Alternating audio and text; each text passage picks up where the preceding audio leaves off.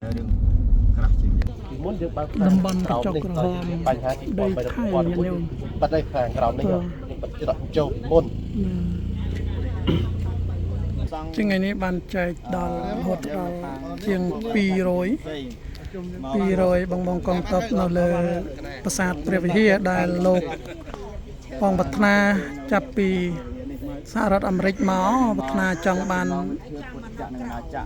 ជាផ្សារគឺមកកម្លាំងចិត្តដល់បងកងទ័ពដែលមានភារកិច្ចដ៏អង្អាចក្លាហានហើយកម្លាំងចិត្តនេះនឹងរឹតតែរឹងមាំពេលដែលប្រសង់មកចូលរួមដើម្បីជាការចំណងមិត្តភាពរវាងគ្នានិងគ្នាក្នុងនោះដែរប្រសង់បាននាំមកទីទាននៅខាងក្រោមចាប់ដឹកមកពេលក្រោយទៀតគ្រូមានម៉ូតូដាក់ណាពីខ្ញុំយកម៉ូតូដាក់មួយចាំទៅចាស់មួយឆ្នាំអ្វីខ្លះដែលត្រូវការឆ្នាំរសាររោគច្រើនឆ្នាំជួបាល់បាត់រឿងដោះស្រាយចាំយកមកពេលក្រោយអញ្ចឹងជូនបច្ច័យមានតិចដើម្បីសម្រាប់ប្រើប្រាស់ចាំថ្ងៃចឹងអរគុណច្រើនជូនពរសុខសប្បាយទាំងអស់គ្នាជោគជ័យក្នុងភារកិច្ចសូមទស្សនវិសិទ្ធនិងបារមីព្រះមហាក្សត្រយើងដែលថែរក្សានៅទឹកដីយើងជាពិសេសបារមីព្រះមហាក្សត្រដែលកសាងប្រាសាទព្រះវិហារនេះជួយថែរក្សាបងក៏ទៅបានសុខសប្បាយសុខចម្រើនជោគជ័យគ្រប់ភារកិច្ចទាំងអស់ច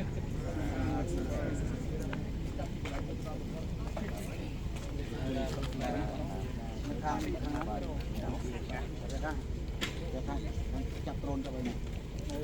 គឺបន្ទាប់ពីចែកនៅលើនេះគឺមានចំនួនច្រើនអ្នកឥឡូវ3-4កដប់ក៏ដោយសារដោយចោលកន្លែងបាន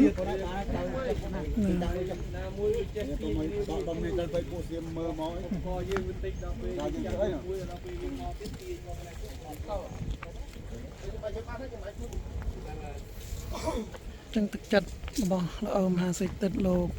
នៅសហរដ្ឋអាមេរិកក៏បានពំនាំយកថវិការបស់ញាតិញោមបានចូលរួមបានចុះស៊ូសុខទុក្ខមកបងកងទ័ពតាមតំបន់ដែលតំបន់ក្តៅនិយាយរួមយើងលើប្រាសាទព្រះវិហារនេះជាតំបន់ក្តៅចឹងថ្ងៃនេះអង្គគ្រូបាននិមន្តមកពេញទាននឹងបានត្រឹមតែច្រើនញោមឃើញអនុមោទនាជ្រះថ្លាដែលដឹកនាំដល់ព្រះអង្គគ្រូវិចារតាវត្តចៅស្រាយវិវរៈនេះខ្ញុំសមាមកដើម្បីចូលទៅដល់កម្លាំងចិត្តក៏ដល់កម្លាំងចិត្តរបស់បងក៏ទាំងអស់គ្នាដែលកំពុងតែចូលជើងដល់អង្គអាចក្លាហានជាមួយគ្នានេះដែរមានបងអូខេចេញច្រឡំទៅវិញខ្ញុំចង់ឲ្យទៅលេងគូដល់